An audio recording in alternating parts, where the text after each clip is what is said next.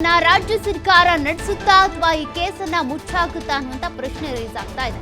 ಕಾರಣ ಸರ್ಕಾರದಲ್ಲಿ ಪಕ್ಷದಲ್ಲಿ ಇರುವಂತ ನಾಯಕರೇ ಈ ರೀತಿಯಾಗಿ ಹನಿ ಟ್ರ್ಯಾಪ್ ಪ್ರಯೋಗ ಮಾಡ್ತಿದ್ದಾರೆ ಅನ್ನುವಂತ ಪ್ರಶ್ನೆಗಳಿರೋದು. ಹಾಗಾಗಿ ಈ ಕೇಸ್ ಮುಚ್ಚಾಕುತ್ತಾ ತನಿಖೆ ಹೆಸರಿನಲ್ಲಿ ಪ್ರಕರಣ ಮುಚ್ಚಿ ಹಾಕುವಂತ ಕೆಲಸಗಳು ನಡೀತಾ ಇದೆಯಾ? ಹನಿ ಟ್ರ್ಯಾಪ್ ಪ್ರಕರಣದ ತನಿಖೆಯನ್ನ ಸರ್ಕಾರ ನಡೆಸುತ್ತಾ ಸ್ವಪಕ್ಷೀಯರ ಕೈವಾಡ ಇರೋದ್ರಿಂದ ತನಿಖೆ ನಡೆಸಿದ್ರೆ ಪಕ್ಷಕ್ಕೆ ಮುಜುಗರ ಆಗುತ್ತೆ, ತನಿಖೆ ಮಾಡಿದ್ರೆ ಯಾರು ಅನ್ನೋದು ಹೊರಬೀಳುತ್ತೆ. ಸ್ವಪಕ್ಷೀಯರೇ ಸೂತ್ರಧಾರರಾದ್ರೆ ಪಕ್ಷ ಹಾಗೂ ಸರ್ಕಾರಕ್ಕೆ ಡ್ಯಾಮೇಜ್ ಆಗುತ್ತೆ. ಹಾಗಾಗಿ ಪ್ರಕರಣವನ್ನ ಮುಚ್ಚಿ ಹಾಕ್ತಾರೆ ಅನ್ನುವಂತ ಚರ್ಚೆ ಈಗ ಶುರುವಾಗಿರೋದು. ಹೀಗಾಗಿ ನೋಡಿ ಮುಂದುವರಿರಿ, ಸಿಎಂಗೆ ವರಿಷ್ಠರು ಸೂಚನೆ ಕೊಟ್ಟಿರೋದು. ಏನ್ ಬೆಳವಣಿಗೆಗಳಾಗುತ್ತೆ ಅದನ್ನ ನೋಡ್ಕೊಂಡು ಮುಂದೆ ಹೋಗಿ ಅಂತ ಸಿಎಂ ಹಾಗೂ ಗೃಹ ಸಚಿವರ ನಡೆಯ ಮೇಲೆ ಈಗ ಎಲ್ಲರ ಚಿತ್ತ ನೆಟ್ಟಿದೆ. ಏನ್ ಮಾಡಬಹುದು?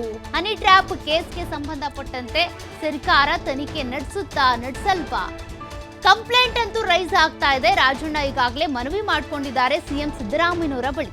ಹಾಗಾಗಿ ಇದಕ್ಕೆ ಸಂಬಂಧಪಟ್ಟಂತೆ ಸರ್ಕಾರ ಒಂದ್ ವೇಳೆ ತನಿಖೆ ನಡೆಸಿದ್ದೇ ಆದಲ್ಲಿ ಪಕ್ಷದಲ್ಲಿರುವಂತ ಮುಜುಗರ ಉಂಟು ಮಾಡ್ತಾ ಇರುವಂತವ್ರು ಯಾರು ಅನ್ನುವಂಥದ್ದು ಒಂದು ಪ್ರಶ್ನೆ. ಜೊತೆಗೆ ಈ ಹನಿ ಟ್ರ್ಯಾಪ್ ಪ್ರಯೋಗ ಆಗ್ತಿರೋದು ಯಾಕೆ?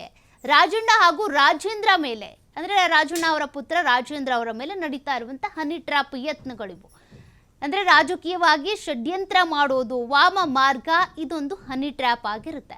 ಅಂದ್ರೆ ರಾಜಕೀಯವಾಗಿ ತಮ್ಗೆ ಯಾರು ಪೈಪೋಟಿ ಕೊಡ್ತಾ ಇದ್ದಾರೆ, ಒಂದು ಕೆಪಿಸಿಸಿ ಅಧ್ಯಕ್ಷ ಸ್ಥಾನಕ್ಕೆ ಪೈಪೋಟಿ ಕೊಡೋದಿರ್ಬೋದು, ಅಥವಾ ಸಚಿವ ಸ್ಥಾನ ಬೇಕು ಅಂತ ಲಾಬಿ ನಡೆಸ್ತಾ ಇರೋದಿರ್ಬೋದು, ಅಥವಾ ಸಿಎಂ ಆಗಬೇಕು ಅನ್ನೋದಕ್ಕೆ ಪೈಪೋಟಿ ಕೊಡೋರು ಇರ್ಬೋದು. ಇಂತಹ ಸಂದರ್ಭಗಳಲ್ಲಿ ಈ ರೀತಿ ಹನಿ ಟ್ರ್ಯಾಪ್ ಪ್ರಕರಣಗಳಾಗುತ್ತೆ. ಇದು ಮೊದಲೇ ಅಲ್ಲ, ಈ ಮುಂಚೆ ಕೂಡ ಈ ರೀತಿ ಹನಿ ಟ್ರ್ಯಾಪ್ ಪ್ರಕರಣಗಳಾಗಿವೆ. ಅಂದರೆ ಸುಂದರ ಯುವತಿಯರನ್ನ ಇಟ್ಕೊಂಡು ಈ ರೀತಿ ಮಾಡ್ತಾರೆ, ಫೋನ್ ಮಾಡ್ತಾರೆ, ಇಂತಹ ಕೆಲಸಗಳಾಗ್ತಾ ಇರುತ್ತೆ.